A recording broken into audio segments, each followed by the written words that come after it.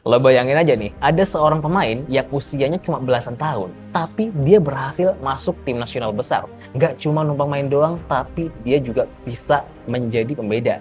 Dia juga berhasil memenangkan trofi Piala Dunia, menghadapi tekanan dari jutaan orang, dan bikin dunia percaya kalau dia adalah calon legenda selanjutnya. Nama pemain itu siapa lagi kalau bukan Lamine Yamal. Di usia yang banyak banget pemain yang masih berjuang mencari tempat di tim utama, Yamal sudah berhasil mengangkat trofi terbesar dalam sepak bola. Dia berhasil buktiin kalau hype tentang dirinya nggak cuma sekedar pemberitaan media, tapi dia emang pemain yang spesial. Tapi ada satu nama yang bisa bikin standar pemain muda fenomenal menjadi sangat tinggi. Seseorang yang pada usia hampir sama sudah melakukan sesuatu yang bahkan bikin dunia sepak bola terdiam. Siapa lagi kalau bukan Kylian Mbappe di tahun 2018.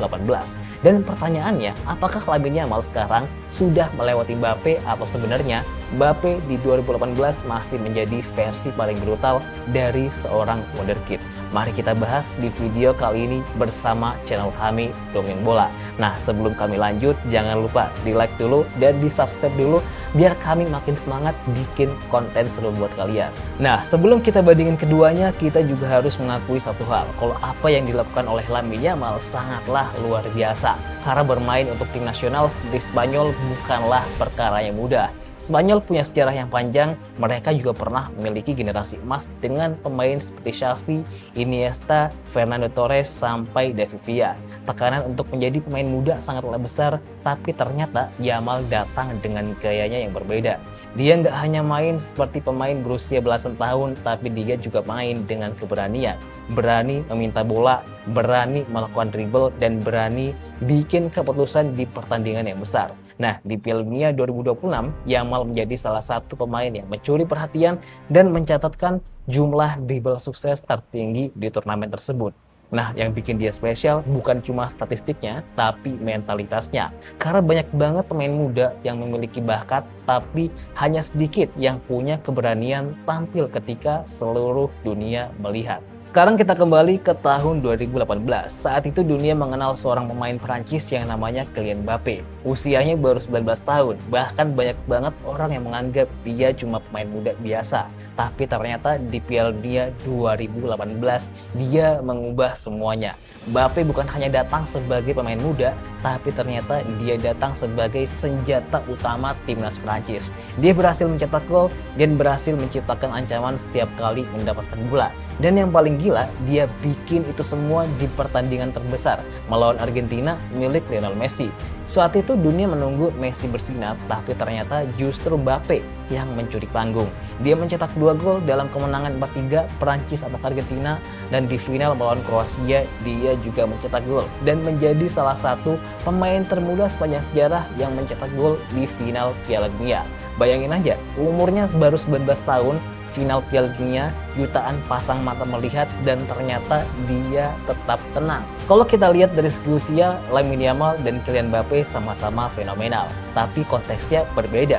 Lamine Yamal adalah pemain kreator, dia lebih banyak memberikan pengaruh lewat dribblenya, kreativitasnya, dan caranya membuka ruang dan menciptakan peluang. Sementara Kylian Mbappe di 2018 adalah pemain yang sudah memiliki kemampuan yang sangat-sangat mematikan. Dia punya kecepatan ekstrim, finishing tajam, pergerakan tanpa bolanya luar biasa, dan dia punya mental pencetak gol. Mbappe datang ke Piala Dunia 2018 dan langsung mencetak 4 gol sepanjang turnamen.